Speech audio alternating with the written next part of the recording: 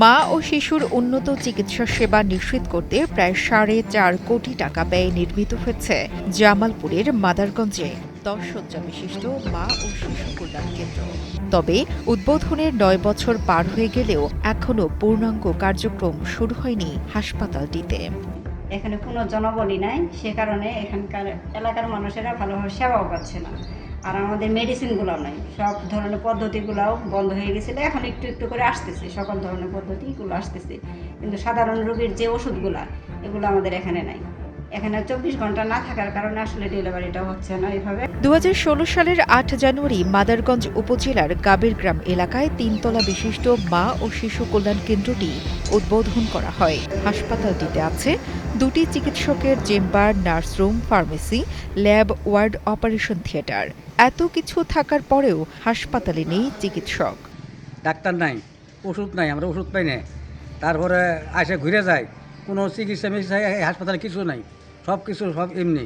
এতগুলো টাকা সরকার খরচ করছে, আমাদের পাবলিকের টাকা, এত টাকা খরচ করছে। এই টাকা খরচ করলে ফেলাই দিচ্ছে, আমরা কিছু করতে পারিনি। এটাতে কোনো উগারি আসে না আমগরে ডাক্তারের দরকার। ডাক্তার যদি না দেন এখান তো ওষুধ জানগা, আমরা এমনি চাই না, আমরা এটা কাটাম দেখবো না, কাটাম নিয়ে জানগা, ভেঙে নিয়ে জানগা, ডাক্তারের দরকার। আসলে 10 শয্যা মা ও শিশু হসপিটাল, যেটা শিশু কল্যাণ হসপিটাল, যেখানে কোনো কল্যাণের কোনো সম্ভাবনাই নাই। এটা করছে প্রায় 5-6 বছর হলো, মানে এইভাবে পড়ে আছে, যেখানে কোথাও কোনো রুগী আসতেছে না।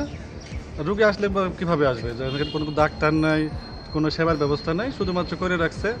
এটা থেকে নেতাদের কিছু প্রফিট হয়েছে, বা যারা এমপি ছিল তাদের কোনো প্রফিট হয়েছে, মন্ত্রণালয়, স্বাস্থ্য মন্ত্রণালয়ে প্রফিট হয়েছে। এইভাবেই ওরা চলাইতেছে। কোনো সরঞ্জাম আছে কিনা তাও জানি না। এখানে এখন পর্যন্ত কোনো ডেলিভারি হয় নাই। আর আমরা পার্শ্ববর্তী এলাকা, মানে আমাদের পাশেই বাড়ি, আমরা কোনো সময় দেখিও নাই যে এখানে কোনো ডেলিভারি হয়েছে কিনা। আর ওই পাশে একটা আছে কমিউনিটি ক্লিনিক, ওখান থেকে কিছু মেডিসিন দেওয়া হয়। আর এটা এভাবেই পড়ে আছে। 2-1 ডাক্তার আসে, সারাদিন বসে থাকে, মশা মারে, তাছাড়া কোনো কাজই নাই তাদের। উপজেলা পরিবার পরিকল্পনা কার্যালয় সূত্রে জানা গেছে, এখানে মোট 14 পদের মধ্যে রয়েছে 12টি শূন্য। সব মশার বিরুদ্ধে সুরক্ষা দিতে এলো বসুন্ধরা এক্সট্রিম অ্যারোসল, মশার বিরুদ্ধে এক্সট্রিম সুরক্ষা। বর্তমানে আছে শুধু একজন মেডিকেল টেকনোলজিস্ট ও একজন পিয়ন। ফলে বাধ্য হয়ে চিকিৎসা সেবা নিতে উপজেলা সদরে যেতে হয় গর্ভবতী ও প্রসূতি নারীদের।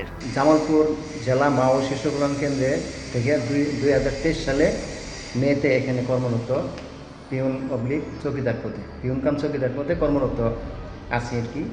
আমি আসার পরে একজন আউটসোর্সিংয়ের মেয়ে ছিল, ওনার বর্তমানে বেতন ভাতা না থাকাতে ওনার চলে গেছে, পরবর্তীতে হয়তো আসবে।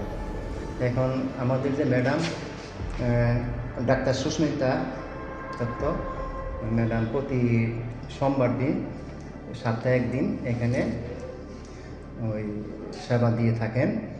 এবং ডাক্তার মৌসুমী আক্তার পরিবার পরামর্শিকা শনিবার, বুধবার, বৃহস্পতিবার 3 দিন, সপ্তাহে 3 দিন সেবা দিয়ে থাকেন এখানে। আর মূলত এখানে পর্যাপ্ত কোনো জনবল না থাকাতে এখানে আশেপাশে জনসাধারণের সেবা নিতেও কষ্ট হচ্ছে। দীর্ঘদিন জনবল নিয়োগ না দেয়ায় 47% পদ শূন্য থাকার কথা জানান জেলার পরিবার পরিকল্পনা কর্মকর্তা। ওই তো আমাদের যে জনবল স্যাংশন আছে, জনবল সেখানে একজনও নাই, আমরা পোস্টিং দিতে পারছি না, যেহেতু নিয়োগ নাই। দীর্ঘদিন যাবৎ আমাদের FWB নিয়োগ বন্ধ হয়ে আছে দীর্ঘদিন যাবৎ। ফলে আমাদের প্রায় 47% পদ শূন্য। আর এগুলো তো NCWC নতুন হয়েছে, এগুলোর যে পদ ক্রিয়েশন হয়েছে, এগুলো পদের আপনার নিয়োগ এখন পর্যন্ত নিয়োগ বিজ্ঞপ্তি হয় নাই।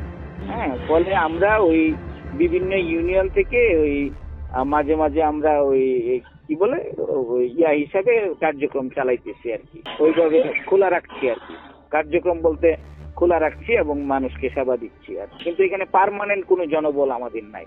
সংশ্লিষ্ট কর্তৃপক্ষের গাফলতির কারণে গত 9 বছরে হাসপাতালটিতে জনবল নিয়োগ হয়নি এমন অভিযোগ এলাকাবাসীর।